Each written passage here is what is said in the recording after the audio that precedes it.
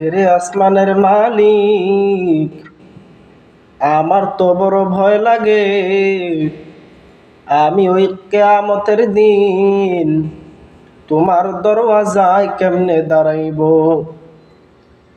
আমার বড় ভয় লাগে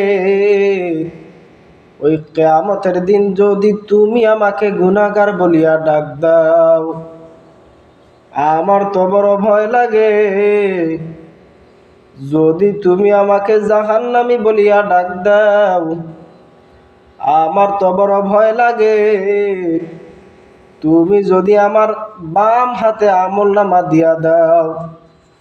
হায় আমার মতো কপাল পোড়া, আমার মতো আফসোসওয়ালা, আমার মতো হতভাগা এই জমিনে কিন্তু আর কেহ নাই। হায় আফসোস, হায় আফসোস, হায় আফসোস। না জানি আমার আমলনামা কিয়ামতের দিন বাম হাতে আমার মাওলাই দিয়াই দেয়, আমি তো তবে জাহান্নামী হয়ে যাব। আমার মাওলাই কত সুন্দর করিয়া কুরআনুল কারীমের মধ্যে বলতেছেন, ফাসাউফা ইয়াদউ সুবুরা, অতঃপর সে ধ্বংস আহ্বান করতে থাকবে। এরে নবীর উম্মতের দল, আমার মাওলাই কুরআনুল কারীমের মধ্যে বলতেছেন, ওয়ায়াসলা সাঈরা, আর সে জ্বলন্ত আগুনে প্রবেশ করবে। যদি আমার আমলনামাটা ভালো না হয়, আমার আমলনামায় যদি খালি মন্দ গুনাহ গুনাহ আর গুনাহ লেখাই থাকে, হায় আমি তো জাহান্নামী হয়েই যাব। আমার আমলনামা তো বাম হাতে দিয়াই দিবে। হাদিসের মধ্যে পাওয়া যায়, যদি কোনো বান্দার আমলনামা বাম হাতে একবার ঢুকিয়াই যায়, বাম হাতকে সিনা বরাবর দিয়ে পিছন দিক দিয়ে ঘুরাই নিবে, মাথাকে ঘুরাইয়া পিছনের দিক বানায় দিবে। হায় আফসোস, আমি কি ওই কিয়ামতের দিনের ওই ভয়ঙ্কর আযাবকে সহ্য করতে পারবো নি। হায় আমাকে যদি আমার মাওলায় না বানাইতো, হায় আমাকে যদি আমার মাওলায় না বানাইতো, তবে তো আর আমি জাহান্নামী হইতে পারতাম না। হযরত খাদিজা রাদিয়াল্লাহু তাআলা আনহা একদিন তিনি আফসোস করে বলতেছেন, হায় যদি আমার আমলনামাটা বাম হাতে দিয়া দেয়, আমার আমলনামা যদি বাম হাতে দিয়া দেয়। তখন তিনি আফসোস করে বলতেছিলেন, ইয়া রাসূলুল্লাহ ওয়া ইয়া হাবিবাল্লাহ, আমার মাওলাই যদি আমাকে মানুষ না বানাইয়া গাছের পাতা বানাইতো কতই না ভালো ছিল। আমার মাওলাই যদি আমাকে মানুষ না বানাইয়া একটা পশু বানাইতো কতই না ভালো ছিল। আমার মাওলাই যদি আমাকে মানুষ না বানাইয়া একটা পাথর বানাইতো কতই না ভালো ছিল। এই আফসোস আর এই মেহনত, এই চেষ্টা, এই চিন্তা ফিকির তাদের কতটুকু অগ্রসর বানাইছে। ও দুনিয়ার মানুষ, তোমরা কি একবার চিন্তা করে দেখছো নি খাদিজা রাদিয়াল্লাহু তাআলা আনহা কেমন নারী তোমরা কি জানো নি? যেই খাদিজার কবরের প্রশ্নের জবাব আমার মাওলাই নিজেই দিয়া দেয়, যেই বান্দার প্রশ্নের জবাব মাওলাই দেয়, একবার কি চিন্তা করে দেখছো নি ওই বান্দার আমাল কত সুন্দর। ও মানুষ, হায় কোন জিনিস আমাদেরকে ঘুরা দিল, হায় কোন জিনিস আমাদের দুনিয়ামুখী বানায়া দিল।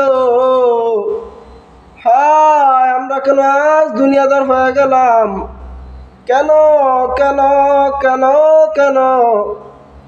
ওই আমলনামার হিসাব দিতে হবে, এই কথাটা কেন আমাদের থেকে ছুটিয়া গেল?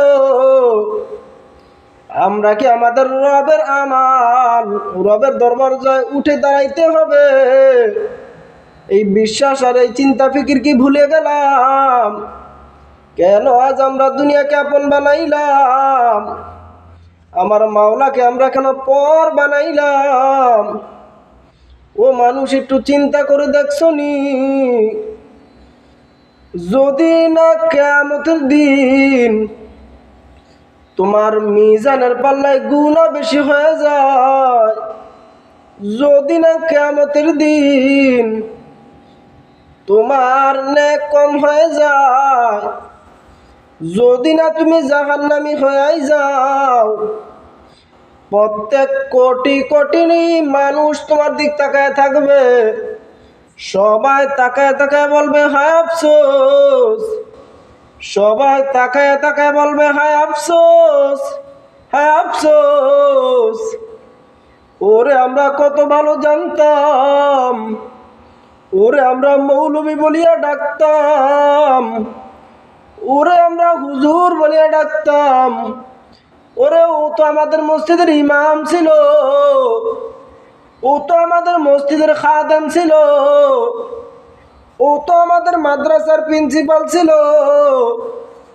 হ্যাঁ উনি তো আমাদের পীর ছিল, উনি তো আমাদের রাস্তা দেখাই দিত, উনি তো একজন আলোচক ছিল।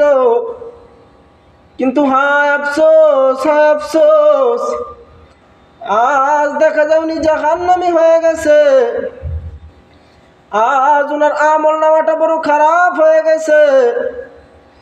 উনি আমাদের দাওয়াত দিত দুনিয়া লাভের জন্য, কিন্তু আমরা তো দুনিয়ার জন্য কামাই করি নাই, আমরা তো মালিকের রবের কিয়ামতের দিনের আমল নামার ভয়, না জানি মিজানের পাল্লা আমার গুনাহ বেশি হয়ে যায়, না জানি আমার নেকের পাল্লা ওজন কম হয়ে যায়।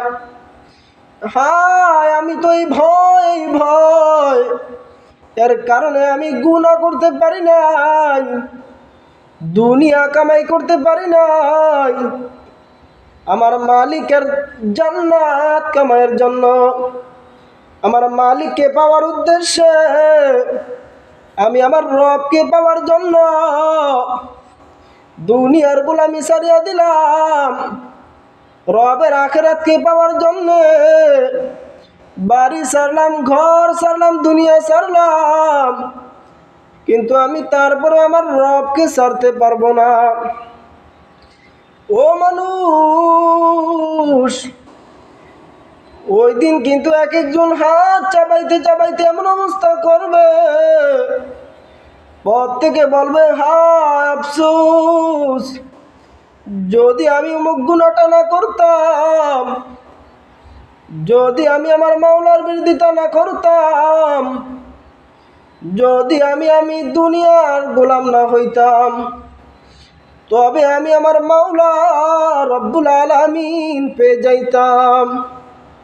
কুরআনুল কারীমের মধ্যে আল্লাহ রব্বুল আলামিন বলেন, ইন্নাহু যান্না আল্লা ইয়াহুর। রব্বে কাবা কুরআনুল কারীমের মধ্যে বলেন, নিশ্চয় সে মনে করত যে সে কখনো ফিরে যাবে না। ও বাপ, ও ভাই, ও বন্ধু, তুমি যেই দুনিয়া কামাই করতেছ, তুমি মনে করতেছ রবের আখিরাতের দিক ফিরে যেতে হবে না, না না না, এটা তোমার ভুল ধারণা ছাড়া কিছু না। মনে রাখি, ওই দুনিয়া যতই তোমার সামনে আপন বানায় ধরুক, একদিন তোমাকে দুনিয়া বিতাড়িত করেই ছাড়বে। তুমি যতই বাহাদুর হয়ে থাকো না কেন, তুমি যত বড়ই বাচ্চা হও না কেন, এই দুনিয়া কিন্তু তোমাকে থাকতে দিবে না। হ্যাঁ আমি যদি অমুক গুনাহটা না করতাম, হ্যাঁ আমি যদি মনের মধ্যে চিন্তা নিতাম, কিয়ামতের দিন আমাকে উঠতেই হবে, এই দুনিয়ায় আমি থাকতে পারবো না, আখিরাতের রবের নিকটে উঠতেই হবে। এই চিন্তা ফিকির যদি আপনার আমার মাথায় থাকতো, তাইলে কি আর আমি অন্যের সম্পদ লুট করে নিতাম নি? তবে কি আর আমি আপনি দুনিয়া লাভের জন্য ভাইকে খুন করতে পারতাম নি? মেয়ে বাবার হাতে দর্শনের শিকার হইতো নি? ও মানুষ, এক ভাই অন্যের ক্ষতি কি আর করতাম নি? বোঝা গেল আপনার আমার মনের মধ্যে দুনিয়া ঢুকিয়া গেছে। মাওলার আখিরাতের চিন্তা নাই, ভয় নাই। এই কথাটা বোঝানোর জন্য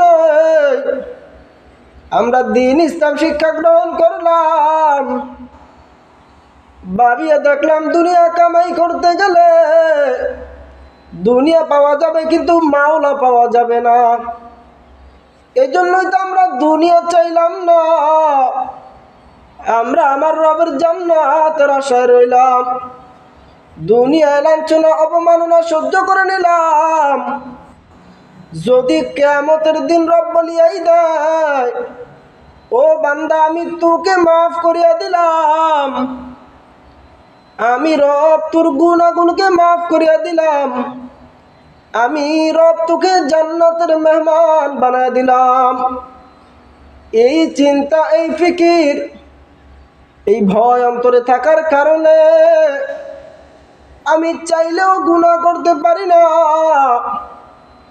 আমি চাইলেও মাওলার নাফরমানি করতে পারি না। কেননা রব কুরআনুল কারীমের মধ্যে বললেন, ইন্নাহু যান্না আল্লাই ইয়াহুর, নিশ্চয় সে মনে করতো যে সে কখনো ফিরে যাবে না। আমি তো এই কথা বিশ্বাস করি আমাকে একদিন ফিরে যেতে হবে। আমি তো আর এই দুনিয়ায় চিরজীবন থাকতে পারবো না। এই ভয়, এই চিন্তা থাকার কারণে আমি আমার রবের হুকুম মানতে পারি, আমি আমার রবের হুকুমের বিরোধিতা করতে পারি না। একদল লোক কিয়ামতের দিন বলবেন, ফাআম্মা মান উতিয়া কিতাবাহু বিয়ামিনি, অতঃপর যাকে তার আমলনামা তার ডান হাতে দেওয়া হবে, সে কতই না আনন্দিত হবে, কতই না খুশি হবে। ওই দিন যার আমলনামাটা ডান হাতে পড়িয়াই যাবে, তার দুনিয়া আখিরাতের সমস্ত জায়গায় সে দামি হয়ে যাবে। কতই না দামি কপাল ওইটা, যার আমলনামা আমার মাওলা ডান হাতে দিয়া দিবেন। আল্লাহ কোরআনুল কারীমের মধ্যে বলতেছেন, ফাসাউফা ইউহাসাবু হিসাবান ইয়াসীরা, অত্যন্ত সহজভাবে তার হিসাব নিকাশ করা হবে।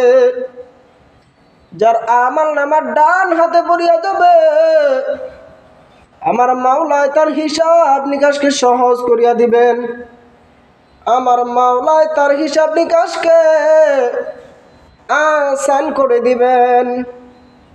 আমার মাওলা কুরআনুল কারীমের মধ্যে বলতেছেন, ওয়ায়ানকালিবু ইলা আহলিহি মাসরুরা, আর সে তার পরিজনের কাছে আনন্দিত হয়ে ফিরে যাবে। বলবে, হায় দেখো আজকে আমার আমলনামা আমার মাওলা আমার ডান হাতে দিয়াই দিছে, দেখো আমার আমল কত সুন্দর, আমি তো জান্নাতি হয়ে গেলাম, আমার মাওলা তো আমাকে মাফ করিয়া দিছে, আমি তো জান্নাতের বাগানের মধ্যে হয়ে যাব। অন্য আয়াতে রব্বে কারীম বলেন, ওয়া আম্মা মান উতিয়া কিতাবাহু ওয়ারাআ যাহরি, আর যাকে তার আমলনামা পিঠের পিছনে দেওয়া হবে।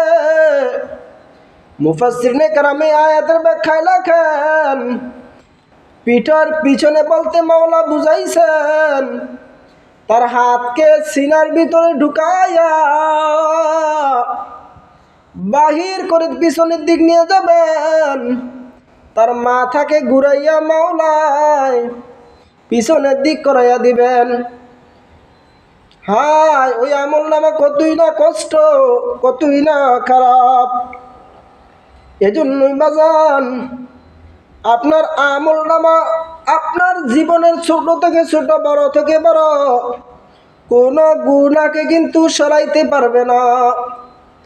রব্বুল আলামিন কুরআনুল কারীমের মধ্যে বলেন, ওয়া কুল্লু সগীরিন ওয়া কাবীরিন মাসতুর, ওয়া কুল্লু সগীরিন ওয়া কাবীরিন মুস্তাতর। আর ছোট বড় কিছুই লিখিত আছে। মনে রাখবেন, আপনি দুনিয়ায় ছোট্ট থেকে ছোট্ট, বড় থেকে বড় যত কিছুই না করছেন, আপনার এক সেকেন্ডের কোনো কিছু লেখা নাই এমনটা হবে না। আমার মাওলা তার দুইটা ফেরেশতা দিয়ে সব লিখে রাখছে। আপনি মিথ্যা বললে আমার মাওলা দেখাই দিবে ভিডিও, দেখ বান্দা অমুক সময় তুই অমুক গুনাহ করছো, অমুক সময় অমুকের জুলুম করছো, অমুক সময় অমুকের ক্ষতি করছো। এই জন্য বলি বাজান, সময় আছে, কোরআনকে মিথ্যা মনে করিও না। হায় কোরআনকে মিথ্যা করিও না। কিয়ামতের দিন একদল লোক বলবে, হায় যদি আজকে আমার আমল নামা না দেওয়া হতো। এই কথাটা আমার মাওলাই কুরআনুল কারীমে দেখো কত সুন্দর করে বলেন, ফাআম্মা মান উতিয়া কিতাবাহু বিয়ামিনি ফায়াকুলু হাউম ইকরাউ কিতাবিয়া। তখন যার আমল নামা তার ডান হাতে দেওয়া হবে, সে বলবে, না আমার আমল নামা পড়ে দেখো, না আমার আমল নামা পড়ে দেখো। আমার মাওলা আমার আমল নামা কত সুন্দর করিয়া দিছে। ও মানুষ, আর কবে হবে হুশ? এজন্যই তো বলি বাজান, কোরআনের কথা মানো, কোরআনের কথা শোনো, হুজুরদের কথা মিথ্যা মনে করিস না রে বাবা।